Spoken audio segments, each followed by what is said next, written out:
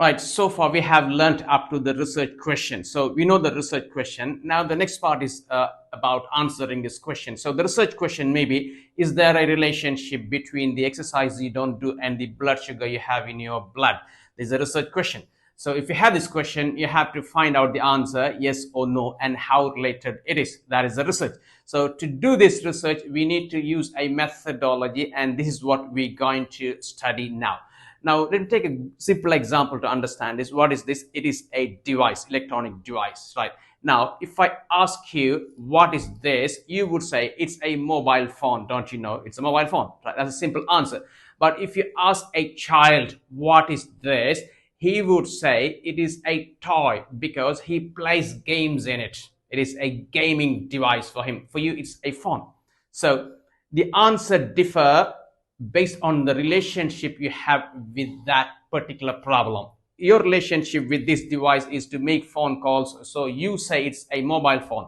But the relationship for the kid, he says it is a gaming device or a toy because he plays with it.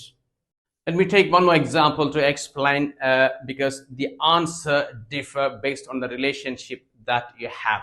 Now, there's a guy sitting in a lecture hall. Some employer is looking to recruit him for his office. So he may call you for a reference, and you would say the guy is good, he's on time, he's down to earth, very efficient in his work, very enthusiastic, talented, and you recruit him. So that is your recommendation because you know him as a lecturer within that capacity. Whereas if the employer calls his previous employer, he would say he was working for me for last 2 years and he left the company now, and I am not recommend him for these reasons. So because that guy has a relationship in different term, differing relationship will make different answers. So if the employer use only the lecturer as his methodology to find out yes or no to recruit this guy, he would recruit him.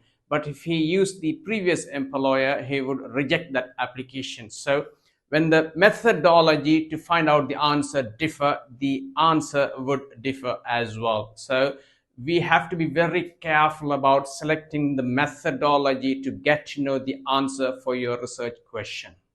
At the end of the research, you will get to know the answer. In the case of this device, you will get to know whether this is a phone or a gaming device. At the end of the research, you will get to know whether to recruit this guy or not.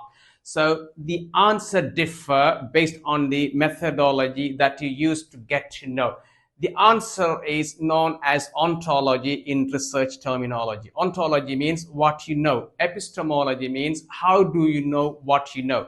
So if I take the same example here, what is this? This is a mobile phone. That is your ontology. That is what you know. That is your answer. And how do you know what you know? That is your research methodology, or that is your epistemology. How do you know this is a phone? That is your epistemology.